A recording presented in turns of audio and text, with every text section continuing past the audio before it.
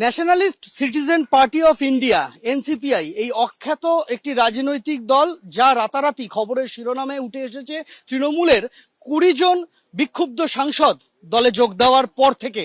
আর সেই এনসিপিআই এর যে রেজিস্টার্ড অফিস রয়েছে হাওড়া সাঁকরাইলের, সেই রেজিস্টার্ড অফিসের বাইরে আগেই সাঁকরাইল থানার পুলিশ মোতায়েন করা হয়েছিল। এবার আমরা দেখতে পেলাম যে কেন্দ্রীয় আধা সামরিক বাহিনী তাদের নিয়ে আসা হয়েছে।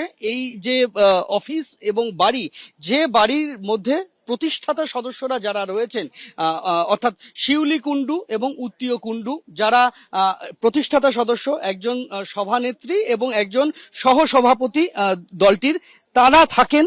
এবং এই বাড়িতেই তাদের যে অফিসিয়াল রেজিস্টার্ড অ্যাড্রেস, সেই বাড়ির সামনেই এই মুহূর্তে কেন্দ্রীয় আধা সামরিক বাহিনী এবং আমরা দেখতে পাচ্ছি সাঁকরাইল থানার পুলিশকে মোতায়েন করা হয়েছে। এলাকার মানুষজনও এতদিন পর্যন্ত এই রাজনৈতিক দলটি সম্পর্কে খুব বেশি জানতেন না। শুধুমাত্র 2023 সালের যে পঞ্চায়েত নির্বাচন হয়েছিল, সেই পঞ্চায়েত নির্বাচনে একটি গ্রামে তারা প্রার্থী দিয়েছিলেন এনসিপিআই এর প্রতীক দোয়াতকালী এই চিহ্নে, এবং ভোটে হেরে যান তাদের প্রার্থী শিউলি কুণ্ডু, যিনি প্রতিষ্ঠাতা সভানেত্রী এই দলটির, তিনি প্রচার করেছিলেন। এখন সেই দলটি রাতারাতি লাইমলাইটে, আর তাদের বাড়ির সামনে এইভাবেই কেন্দ্রীয় আধা সামরিক বাহিনী মোতায়েন হয়েছে, পুলিশ মোতায়েন হয়েছে।